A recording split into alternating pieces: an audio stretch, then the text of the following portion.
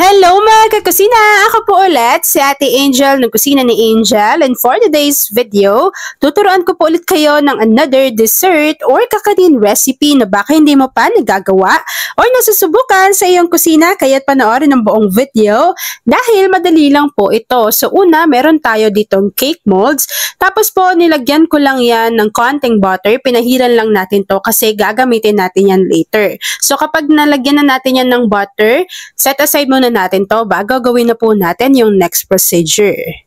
Sa isang kasirola, pagsamasamahin na po natin dito yung mga ingredients. So una, naglagay tayo dyan ng 1 cup ng cornstarch. Kapag nailagay na yung cornstarch, maglagay na po tayo dito ng evaporated milk, pero this time, 1 by 1 muna yung gagawin natin. So una, naglagay muna tayo dyan ng 360 ml ng evaporated milk, tapos po tinunaw natin yung ating cornstarch. After nun, naglagay ulit tayo ng isa pang evaporated milk.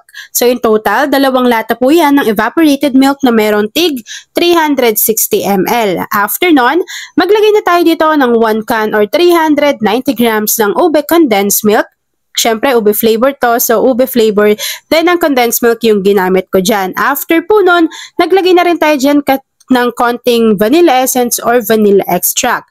Kapag napagsama-sama na po nating lahat yung mga ingredients dito sa ating kasirola, at sure tayo na wala nang namumuong cornstarch sa bottom ng ating pan, pwede na po natin buksan yung apoy sa ating kalan over medium to low heat, and then continuous po natin tong lulutuin hanggang sa kumapal po yung kanyang consistency. So habang hinahalo po natin to at hinihintay na kumapal yung consistency, please don't forget to like and follow yung ating Facebook page, Kusina ni Angel. Kung meron din po kayong Instagram, paki-follow na rin ako, Kusina ni Angel. At kung gusto nyo matuto pa ng iba pang mga recipes o kaya naman gusto nyo rin mag-share ng mga niluluto ninyo everyday, pwede kayong sumali sa ating Facebook group. Andiyan lang po yan sa ating Facebook page. At ayan na nga mga kakusina, kapag medyo kumapal na yung consistency, naglagay lang po tayo dito at least 2 tablespoon ng butter, and then continuous pa rin po natin tong hahaluin hanggang sa ganito na po kakapal yung kanyang consistency. So kapag nakuha nyo na yan, pwede na natin i-off yung apoy sa ating kalan at direct po natin tong isasalin doon kanina, yung pinahiran natin ng butter.